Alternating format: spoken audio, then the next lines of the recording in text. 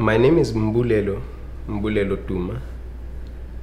I started working at Dlalanathi in 2002.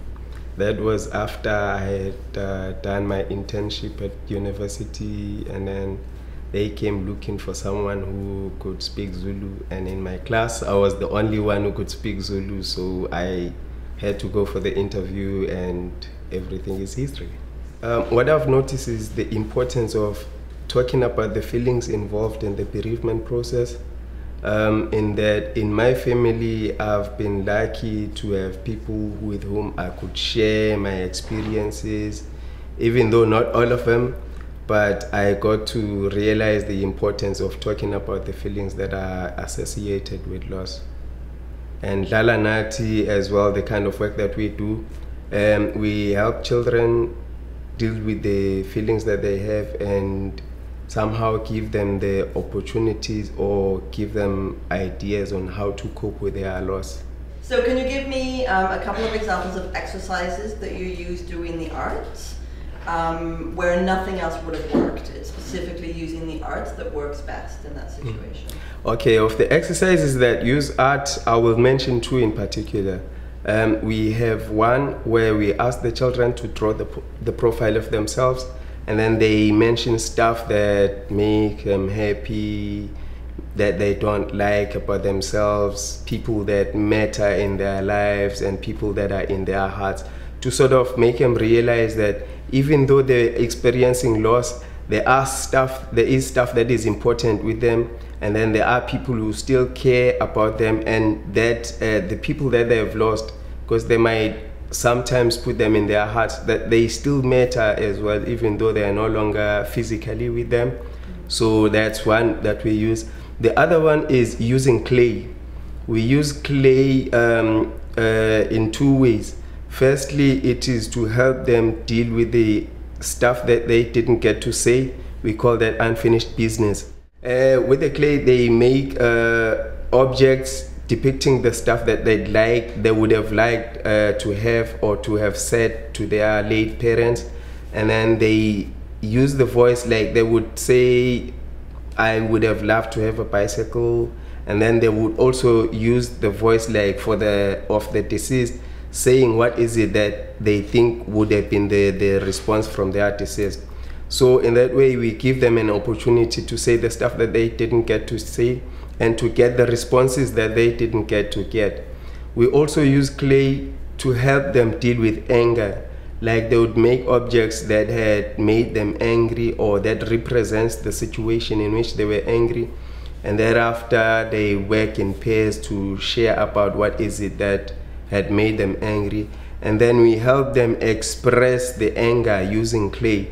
The reason why we use clay is for them, to sort of make them realize that there are ways of expressing anger that do not injure themselves or others. And on top of that, we're trying to make them see or help them realize that anger is a feeling that needs to be expressed, because in most cases, they feel like expressing anger is something that is not good, or talking about it is something that is not good. So with the activities of clay, we help them realize that it is a feeling that is worth talking about, but what matters most is the expression of that anger. And after that, we talk about what other ways that they think might be helpful to express their anger without hurting themselves or hurting others. When we're working with girls and boys, we do not do it differently. We work quite the same way, but the difference is with I'd say teenagers. Teenagers are sort of sensitive to the opposite genders. So what we do is that when it comes to sharing, we try and make our groups to be of equal genders, maybe 6 boys, 6 girls, so that when it comes to sharing, they'll share in pairs, 2 boys, two girls, and all of that. Because what we've noticed is that girls in particular are not that comfortable pairing with boys when they share emotional stuff. So what we do is we try and keep it same sex, same gender when it comes to sharing. But otherwise, everything that we do is inclusive of all genders. So what have you learned in your work, and specifically around your work with the arts, that you think other grassroots organizations in Africa could use? Working with arts, I think other grassroots organizations could learn, like with the use of the drawings, the me drawings, because the me drawings sort of help the individuals realize the strengths they have within themselves that they can use in times of trouble. Because in most cases when people are experiencing trouble or problems, they don't realize that they've got something within themselves of which can make the situations better. So the use of the me drawings can be very helpful. I think the use of clay as well can be helpful in that it is a form of expressing anger without hurting others, like I have mentioned earlier. And on top of that, the use of eco-maps. Eco-maps, it's when they sort of draw circles and mention what kind of relationships they have with different parts of their society. Again, that is to help them realize the strengths they have within their communities. Because you might find that a person has some strengths within themselves, but would need to connect with other people to sort of make those strengths come to life. So those are the three that I think other grassroots organizations can benefit a lot from.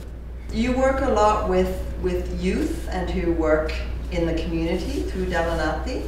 How do you think doing this work helps them with their own lives? How does being involved in the work help them in other areas of their lives? I think working with the youth in the developmental work helps them a lot in that they get to find ways in which themselves and as the youth can have like a meaningful contribution to the society at large.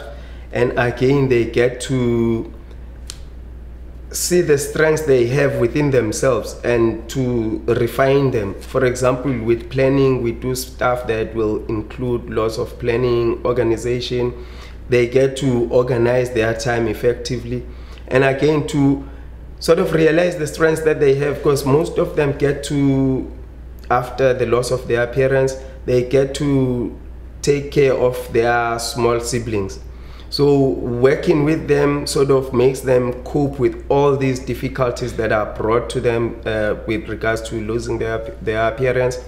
And again, I think working with the youth also gives them that sense of meaning, because they know that whatever they'll be doing, they're doing it to the best of their ability. Because when working with them, again, we do not use sort of judgmental attitude. Whatever they'll be doing will be good, considering the situation they'll be in. How do you identify people in the community who could benefit from support from Dlalanathi? With that, our model, we sort of base it more on invitation, choice, and participation. We sort of go to the community, explain to them how our program or how our programs operate, and then we ask those who are interested to take part in the program to take part, and then we leave it up to them to choose whether they want to participate or not. If they choose to, then we form groups. In the family support group, we got 10 participants. In the children groups, we mostly work with the people that we have trained to sort of run the kind of work that we do, to identify the children who are bereaved in their communities. Because since we work with the people in their communities, we believe that the community members are the experts of their community. So they're the one who help us identify the children who need our services. And again, we've also got other children who've been in the program, identifying other children who might need help. So they bring those to us, and then we let them be in the list from the caregivers. Then when time allows, we get to work with them. And when working with them, we spend about 2 to 3 years in the community. So it might happen that we have maybe a list of 90 people, but since we work in numbers, other people might not be seen, say, in this period. But after we are done with the first group, we'd have another group with the rest of the people. Can you talk a bit about what it's like to be a man working in the caring profession? Are there many other men at Dlalanathi or in your work? I've noticed that there are very few men who do this kind of work. And as we speak at Dlalanathi, I'm the only man. I call myself a rose among thorns. What I have noticed is that somehow when we are brought up, it's that men do not have to be in this kind of work, caring work. They have to do kind of hard labor. So for me, being in this environment, it is, for me, it makes me feel like an ambassador or a role model to show that those kind of stereotypes are stereotypes. It's not that men cannot do this kind of caring work. So for me, like I say, I'm an ambassador for other males.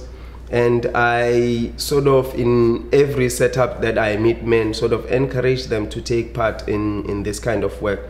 Because with the making of children, it's not ladies who are involved, men are also involved. And in the past, as men, we've been regarded as monsters. So in a way, it's also to try and change that, to make people see that not all men are monsters. If maybe we give love, patience, and compassion, we might have a positive impact in children's lives. And what I've noticed is that as men, we play such a huge role in the children's lives, in making them believe that they can do stuff themselves. So I guess somehow being a man in this also encourages the young men to be caring and to be sensitive about life in general. In 5 years, what kind of things, which areas of Dlalanathi's work do you think need to grow, or would you like to see grow? What do you think Dlalanathi can do next? With Dlalanathi in 5 years, I hope Dlalanathi would have a fully functional youth wing in that somehow throughout our work, the youth has been left out. We just started recently to include them as well in the work that we do. I say a fully functional youth wing in that we've realized, working with the few youth that we've worked with, that working with the youth is something that is important, because the youth somehow get to be the people who care for the other siblings, and youth are at a stage whereby they're at a transition between being children and adults. So working with the youth will also help the youth get to be in this adulthood stage pretty prepared. And in that way, I believe the youth would also have a huge impact in helping other youth sort of be sensitized to this kind of work, and hopefully more men would be involved as well, because you know, youth, they also get to have peer pressure. So if many, say, boys are in this, other boys might be encouraged to join in. So I feel that in 5 years' time, Dlalanathi would have that wing fully operational. And again, I would like it if Dlalanathi would be in a position to sort of do more of this kind of work, not only in the rural area, I mean in the urban areas, but in the deepest of the rural areas, and with more funding from people like the foundation, Stephen Lewis Foundation, and maybe to encourage many of our people back home to have that helping hand, because I don't believe that we are in South Africa, we are in a position whereby we cannot try and generate the funds ourselves.